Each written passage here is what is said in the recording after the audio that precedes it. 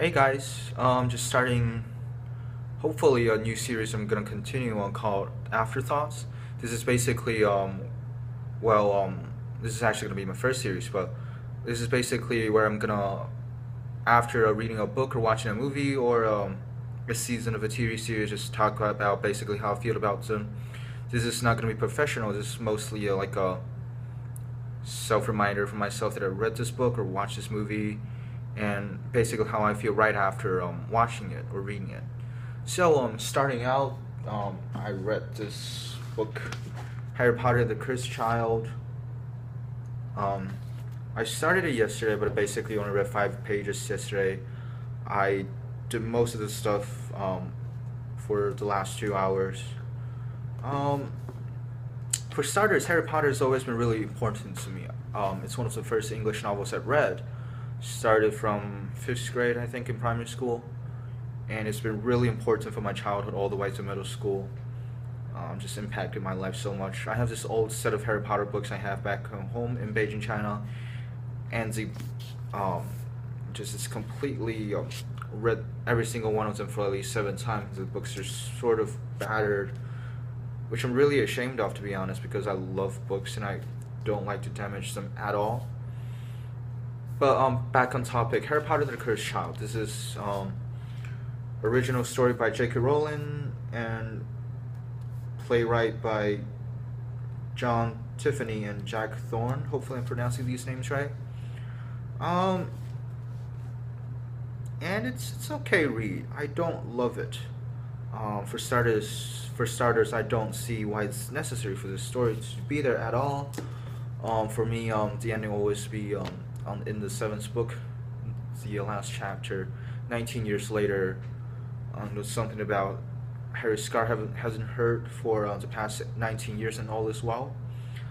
Um, with all these fantasy novels such like Game of Thrones all getting popular, it's kind of nice to go back to the old days and see a happily ever after ending without having to go back and finding new villains rising and new problems.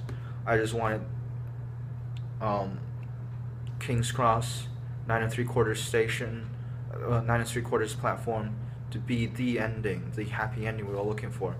And they all lived happily ever after. It's a sort of fairy tale mentality, I guess. But judging it by its own book, as its own right, it's okay, I guess.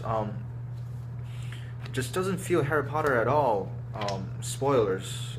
Um, but there's a lot of time traveling in this, and it feels kind of like a Star Trek, the original series episode, with just like time traveling and changing back the timelines over and over again, or maybe the Terminator.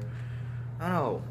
The only time we've seen time traveling is, of course, in the Prison of Azkaban, and even then, that's like a really minor part of it. So it's kind of weird seeing time traveling being almost a central plot within this. Um, so this is the first thing, and of course, because it has a play, as a play, it is not as delicate in terms of writing styles, use of vocabulary, as the other Harry Potter books, and partially because of that, it sort of lacks the emotional impact. Well, I'm not saying this does not have an emotional impact. It has a lot, especially around 3/4, well, 3/5 actually, and on. It's actually pretty engaging, pretty emotional. But then, in hindsight, I think most of it comes from flashbacks or remembering how. Because I remember the first time, I'm kind of emotional when it comes to fictional characters. So the first time I sort of teared up is when Snape first showed up in this, because it's a time traveling novel. There are a lot of flashbacks to when Cedric Diggory was killed, when Harry's parents were killed. So it's a lot of flashbacks. And in terms of what this book brought new, well, the father-son issue is it's pretty good, I think. Harry dealing,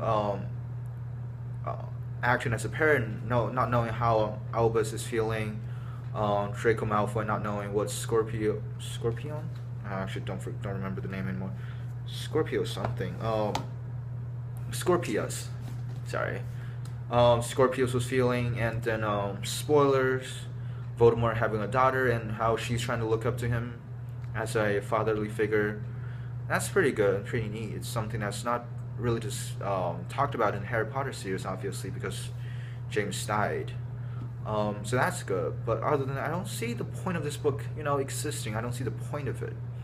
I think just Rowling hoping to get some more retirement fund before she eventually retires, which is perfectly fine. I don't blame her because she's written so many, like 7 amazing books, and she made my entire childhood, so I have nothing to complain. But to be perfectly honest, personally, I don't think this book has a point in existing. It's not bad per se. It's okay. It's not. I don't consider it good, but it's definitely not bad.